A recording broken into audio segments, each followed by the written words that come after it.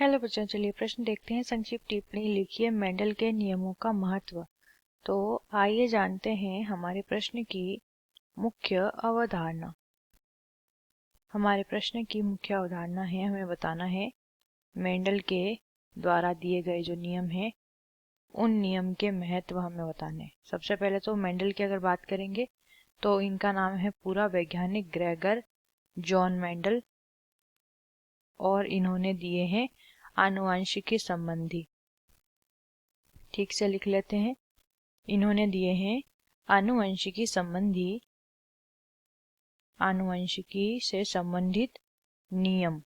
क्या दिए हैं? नियम इन्होंने दिए हैं, जिसमें कि पहला नियम है प्रभाविता का नियम, प्रभाविता का नियम।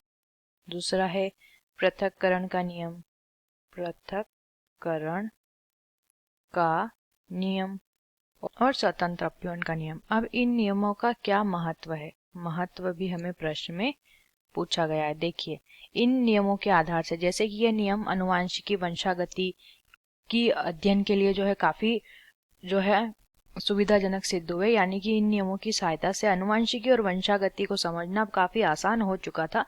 तो यहाँ पे संकरण के बारे में जानकारी मिली थी इन नियमों की वजह से। तो अब क्या कर सकते हैं, संकरण का उपयोग कर सकते थे इन नियमों के आने के बाद। क्यों?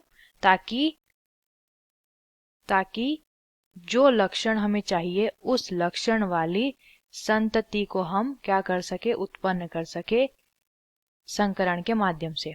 दूसरा महत्व ये कि शुद्ध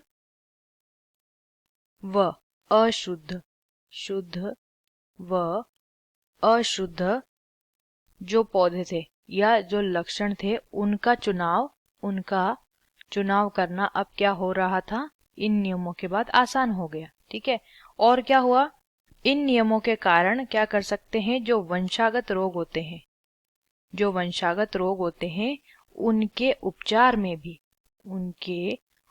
में भी इन नियमों द्वारा सहायता मिली काफी। ठीक है।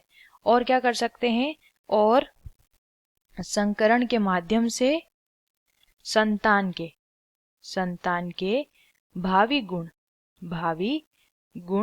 ठीक से इसे लिख लेंगे, भावी गुण की भी जानकारी प्राप्त कर सकते हैं। और साथ ही साथ क्या कर सकते हैं, कीट प्रतिरोधी और अधिक उपज देने वाली फसल भी इन संकरण के माध्यम से प्राप्त कर सकते हैं।